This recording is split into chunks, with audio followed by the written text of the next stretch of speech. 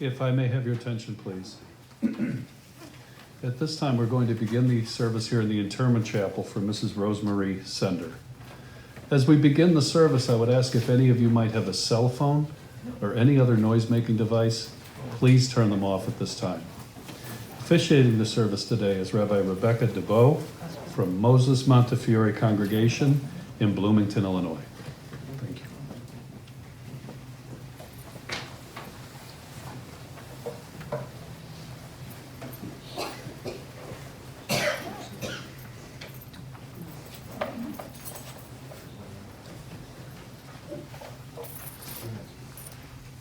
Good afternoon. Well, there is no formal religious celebration for a birthday. A death is marked in many different ways. Our Jewish tradition explains this idea by imagining a ship going out to the sea.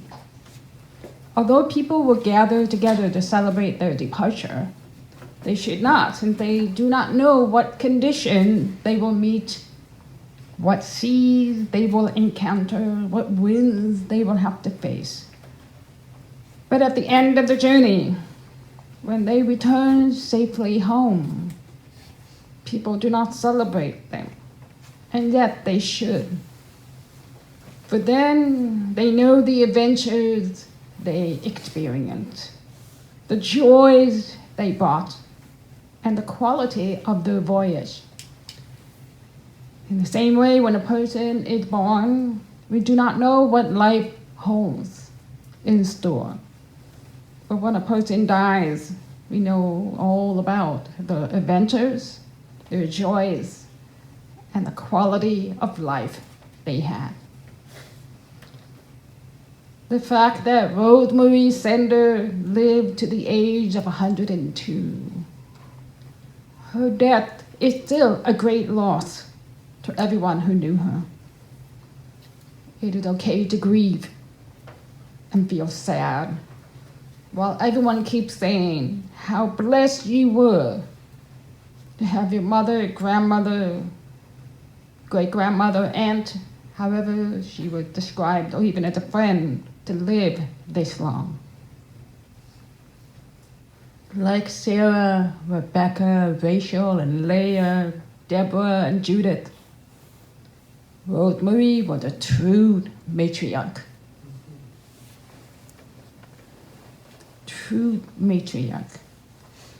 So this service, we will share some stories and reflect on the remarkable life that Rosemarie lived.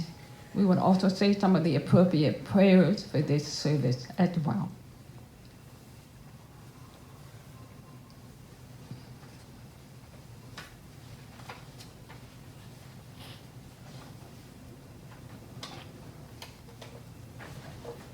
And before we continue, I'd like to recognize the official mourners, because they are wearing the kriya, the black ribbon, which is a symbol of mourning. So I ask for the two of you to stand, and if there are others, please do so as we do the ritual.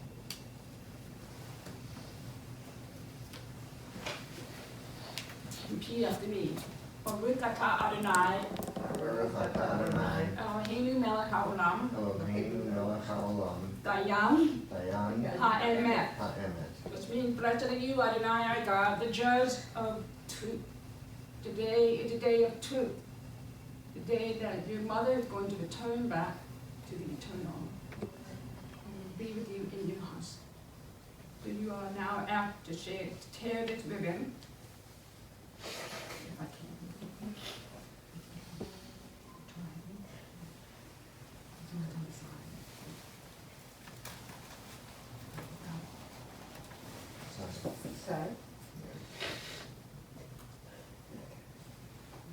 How hard it is. That your mother's not here. Yeah. So you are asked to wear this today, going forward for the next 30 days, representing the Shoshim, and throughout the year, if you wish to. And the reason why you're wearing this is to allow your community and friends know that you are in the year of Janah, of mourning. And And every time you come into a space and people ask, what is it? You think, oh, my mother had died. That allows you to go through the actual process of mourning and grieving and not to be in denial with all that happens.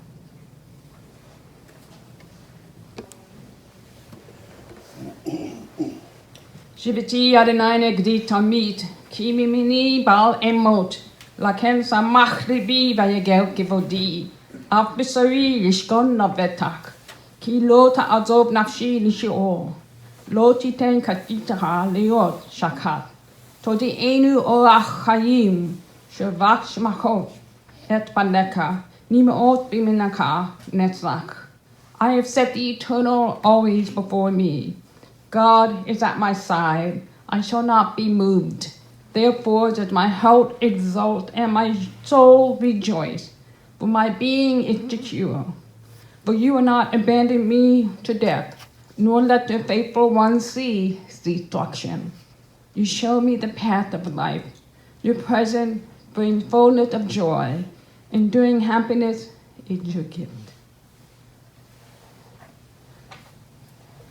Another reading, most appropriate for Rosemarie. And of course, Alan had to mention that as well. And I think we're all in agreement, the women of valor. Eshet Kayel. A woman of valor who can find. She is more precious than fine pearls. Her husband trusts in her, and so he lacks nothing. She does him good, never harm all the days of her life. She perceives that her labor is rewarding. Her candle burns on unto the night. She reaches out to those in need, extends her hand to the poor. She is clothed in strength and dignity, and she faces the future cheerfully. She speaks with wisdom, the law of kindness is on her lips. Her children rise up and bless her. Her husband sings her praises. Many daughters have done so beautifully, but you, Rosemarie, excel them all.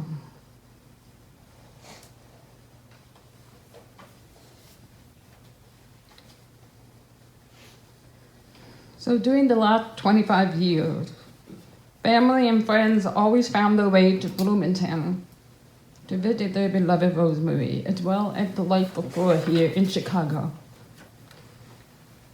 We all recognize that she raised a strong, traditional Jewish home with values of loving, kindness, and compassion for all. During these past few years, I have had the privilege to visit with Rosemarie. She was always asking me, she was like, "What's up? What's new with you? How's your family?" She was so interested. She was interested in everything I would share with her. Of course, she would tell me, she would talk about her family, her grandchildren, preparing for the Jewish holidays, especially for the high holidays in Passover, when she would make her famous chicken soup with matzo balls made from scratch, and other delicious Jewish food. I mean, to ask the children. She was always called up for an aliyah during the high holidays and would chant the blessings by heart. Tiny woman with a powerful voice. She took this honor, this kavod, with graciousness. She would share her heart-wrenching story to anyone who would listen, as well as with the many children who attended our religious school. Throughout the years about growing up in Germany, experiencing anti-Semitism, and sharing the horrors of losing family, friends, and community killed by the Nazis. Her voice was strong, with the hope that just like her, we too will remain strong against the forces of evil that we are facing today in this world. And Rosemarie will often say, "What can I tell you? What can I tell you?" I mean, it was not only a question, but an answer at the same time.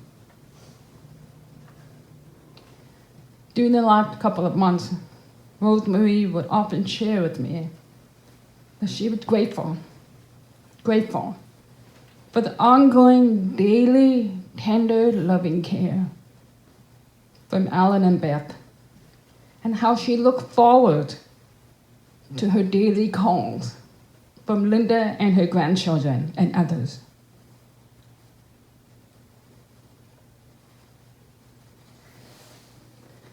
You know, there's a teaching from the Talmud that says, if God didn't hide from all people the date of their death, nobody will build a home, nobody will build a vineyard, because everyone will say, I'm going to die tomorrow. So what purpose is it for me to work today? For this reason, God denies us knowing the day of our death, in the hope we will build and plant. If not us, others will benefit from our labor. Yes, Rosemarie shared her desire toward the end of her last couple of months, saying that she was ready to go. But she did her best to be patient. I'm sure she was very vocal about as she always was. But I was reminded as I was in the car with Jessica and Molly, she went perhaps until this last week, she got up, she got dressed, she made her coffee. It sounds so simple, but that is a lesson for us. She lived her life to the fullest, to the very last day, to her very last breath. Rosemarie was the matriarch. She created a legacy of courage, compassion, and acceptance, filled with many blessings to have lived a long life. They say that when a person dies, they say that they were gathered unto their ancestors. As long as they are alive, their ancestors are gathered within them. Each cell of their body and soul is dedicated from one of their thousands of ancestors since the beginning of time. So can you imagine, for 102 years, the many, many ancestors that came before her became a part of her. And she gave it to all of you.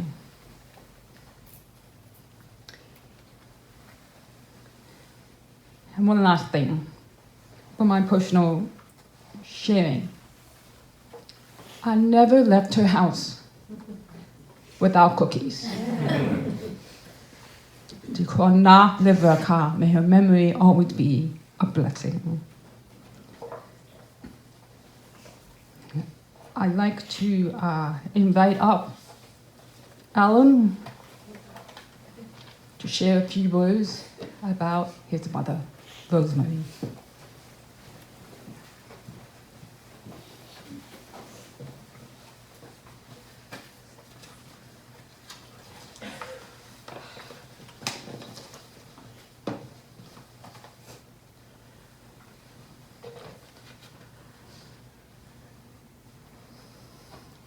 Bis 120 is a traditional Yiddish blessing which is said to mean you should live to 120.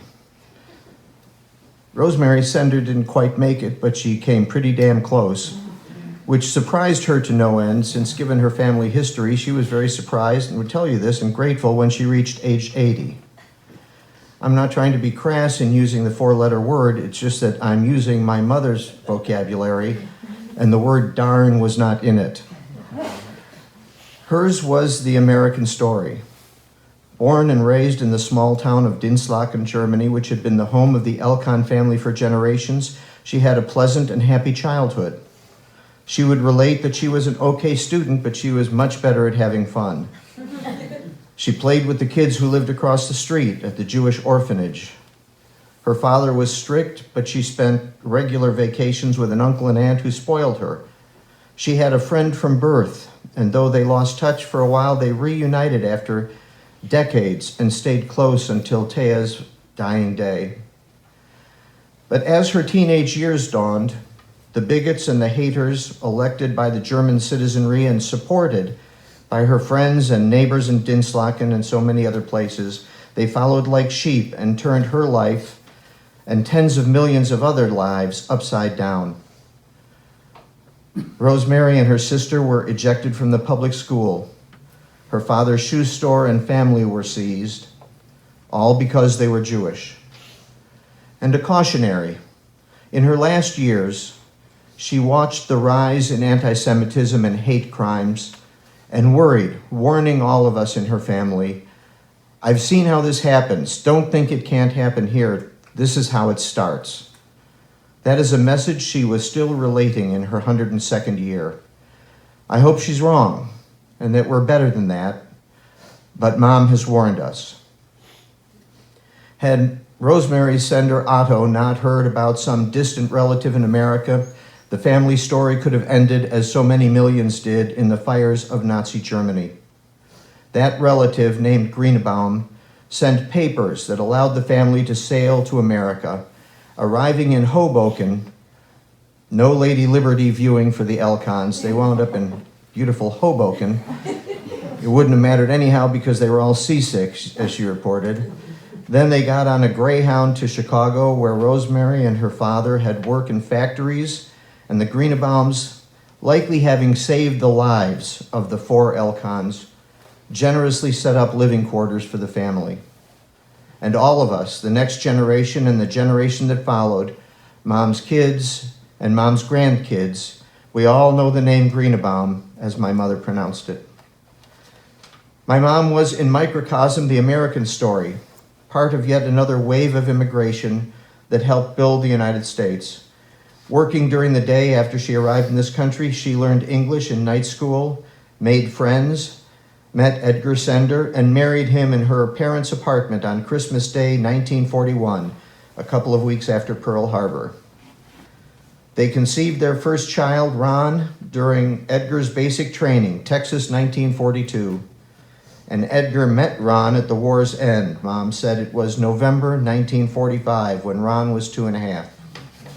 2 other children, Linda and me, followed as the Sender family put down firm roots on the north side of Chicago.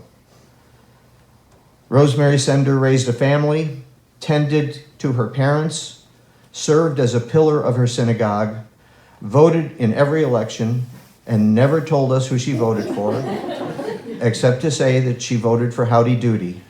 And she said that every time for 50 years. She cooked and baked and had a wide array of friends. She kept up on the news, she read trashy novels, and she continued cooking and baking through her 101st year, with visitors never leaving without being harassed into taking any of the 5 kinds of homemade cookies or various cakes. And what people didn't know is that she never ate any of her own cookies. People treasured them, but she never ate them. Oreos, yes, but homemade baked cookies, no. She had a great laugh, could be a bit feisty when the circumstances called for it, and you didn't want to be on the receiving end of the glare that she developed and perfected raising children. Although she left Germany, the German never left her. There are many in this room who know what I mean. It is not meant as a criticism, exactly, but it's also not really a compliment. Speaking of feisty, it's interesting. I've heard that word used to describe her frequently in the last month or two as she met and enjoyed regaling nurses, CNAs, chaplain, caregivers with her stories. And the fine, all-business gentleman who was the mom's personal trainer up until just a month or two ago just had to laugh and shake his head about how Mom lipped off to him while she was exercising. I have video. I can prove it. She liked to laugh, she had a sharp sense of humor, and relished being with other people who knew how to laugh and gossip. And not so big in the empathy department for those who took themselves too seriously and didn't laugh enough. As mentioned, she had a colorful vocabulary which she maintained literally to her last hours. We in the family have heard from so many people these last 2 days expressing their condolences. And among those who must be sad at Mom's passing are the owners of the Rosen's Rye Bread Company, who realize their sales will plummet now that Rosemarie Sender is gone. On the other end of the economic scale, the supply of kosher 8-piece cut-up chickens for soup should be much more plentiful in the days ahead. Her husband, our dad, Edgar, died in 1973 at age 62. Rosemarie was 53 and remained a widow for the last 50 years of her life. That is a testament to her fortitude, her determination, and her mettle. At her 101st birthday, I asked her why she never remarried. She had offers, she said she had interest from nice Jewish men in Chicago. So why didn't she remarry? I didn't want to. I didn't want to. That's right. That's exactly what she said. She moved to Bloomington Normal to be near family when she was about 75, affording her a very special bond with 2 of her granddaughters, a connection which only grew stronger with age. During her almost 60 years in Chicago and her 25 years in Bloomington Normal, her life centered around her family. "Tell me what's new," was her refrain, over and over and over again when she spoke with anyone, immediate family, extended family. Tell me what's new. Even well into her 11th decade, friends old and new would marvel at her vitality and her quick wit. How fortunate she was, she recognized, to have a driver's license up until age 99. And when we took it away from her, she generously told us that we put her in prison and she could never go anywhere again. Where she could, in her 11th decade, bake 10 dozen cookies and tinker with recipes up until near her 102nd birthday. She had the luxury of living long enough to reflect on things important to her. And through these last months, as she grew more frail, she would tell friends, doctors, neighbors, and very recently caregivers, anyone she encountered, how grateful she was for her family. Yes, her children, but also mostly, but also the wider family, the grandchildren in particular, the great-grandson, the nieces and nephews for the visits, the phone calls, the photos that she was able to see on the phone, the support and the caring. She recognized that not everyone enjoyed such a blessing, and she considered it a blessing. Her 3 children, their spouses, 5 grandchildren, and 3 great-grands survive her. Her heart was broken when she lost her first grandchild, David, to the ravages of MS. Her younger sister, Jane, preceded her in death. Here is another phrase we heard from Mom as she perused first, years ago, the Chicago Sun-Times, and later the Tribune obits while looking for Jewish names. Finding someone who died at a very ripe old age, she would say, "No one should die any younger." We should all live a life in which your last days you can watch some Jeopardy reruns, marveling out loud at how quick those players could answer, catch another Perry Mason episode, which she did the night she died, talk to close family members, which she did the day she died, and then close your eyes and pass on in your sleep at 102 and a half. That's pretty lucky. In these last days, I've been struck by how many people who learn about her are bowled over by Mom's life story, something we took for granted. The Germany experience, fleeing to America, building a family, and the devotion to her that the next generations are exhibiting, her widowed and single life up to and including doing 25 or 30 curls with 2 5-pound weights at age 101. But Mom didn't see this life as extraordinary. It was just the way things were. She lived, she thought, an average life, albeit a long one. Average it was not. I say it's remarkable. I'll be hearing Mom's voice in my head for the rest of my life. In fact, I hear it now. She is saying, "It's enough already, let's get the show on the road." No one should die any younger.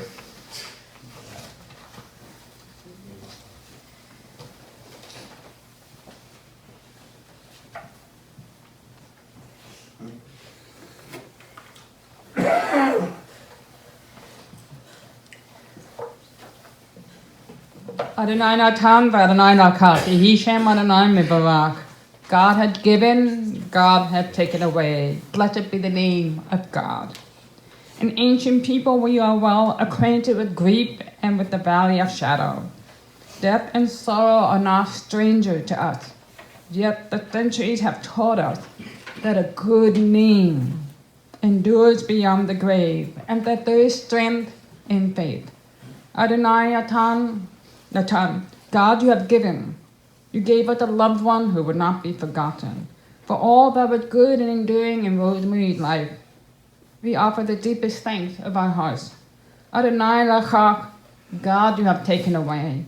We pray for the strength to turn our broken hearts into the altar of trust before which we acknowledge your sovereignty and love, as we now say, Yehi Shem Adonai Mibarak. Blessed be the name of God, now and forever. Let's take a few moments of silence, meditation, and reflect on the memory of your beloved Rosemarie.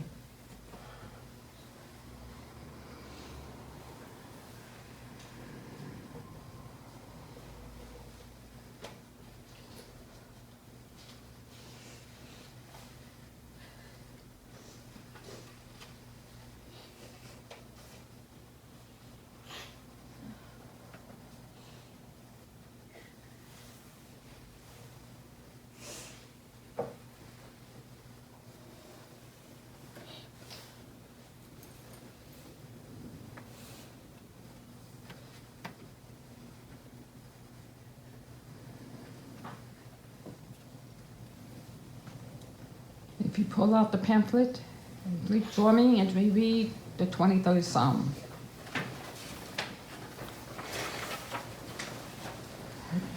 Together, the Lord is my shepherd, I shall not want. He makes me to lie down in green pastures. He leads me beside the still waters. He restoreth my soul. He lead me in the paths of righteousness for his name's sake. Yea, though I walk through the valley of the shadow of death, I will feel no evil, for thou art with me. Thy rod and thy staff, they comfort me. Thou preparest a table before me in the presence of mine enemies. Thou anointed my head with oil, my cup runneth over. Surely goodness and mercy shall follow me all the days of my life, and I will dwell in the house of the Lord forever. I'd like to share with you one more reading. It is actually a modern interpretation of the Woman of Valor. Like a Russian babushka doll. Doll inside a doll. Inside a doll. Folded in me are my mother and my grandmother, and her mother's mother and her grandmother, and all the generations. A quiet row of women, like a boulevard of strength. The book, you know what I'm talking about, the Russian doll, and there's so many of those. You can, it's very meaningful, perhaps, when you think about Rosemarie's life, the many dolls in one. We are going to do the El Malay, so I ask for you to please rise.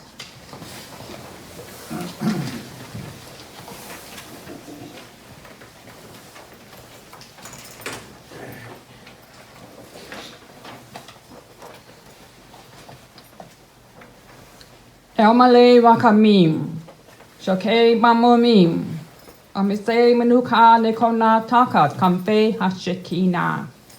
Im Kiroshim Toim Kizoharakia Madrihim, Eshnishmat, Vejol Bat Uri Vimiriam. Shahalaka Lo Olama. Baal Hawakamim, Yatueha Beseter Kinefab Olamim. Vitor Hakayim Eshnishmata. Adonai hu nakalata, v'tanuach b'shalom al mishkaba, v'nomar, Amen. Compassionate God, eternal Spirit of the universe, grant perfect rest in your sheltering presence to Rosemarie Sender, who has entered eternity. O God of mercy, let her find refuge in your eternal presence, and let her soul be bound up in the bond of everlasting life. God is her inheritance. May she rest in peace and let us stay. Amen. Please be seated.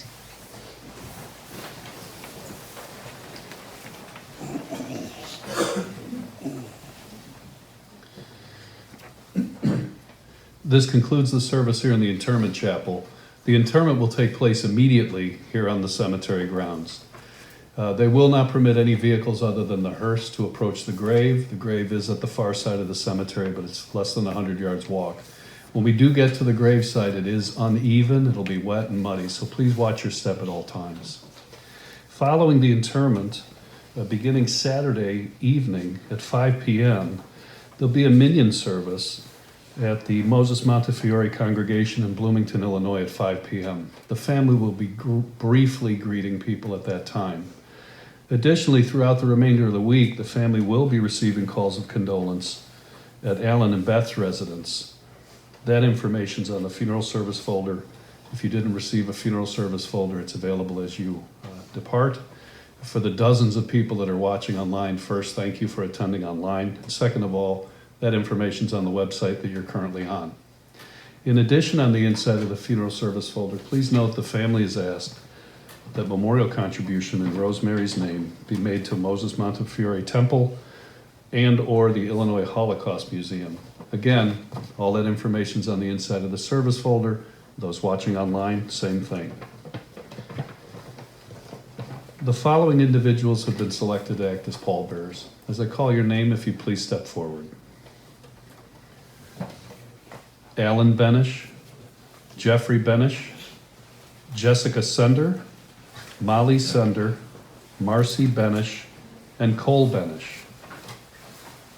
A final message for those watching online. There are quite a few of you. In the next few moments, this feed will be terminated and we will not be broadcasting the burial service. Thank you.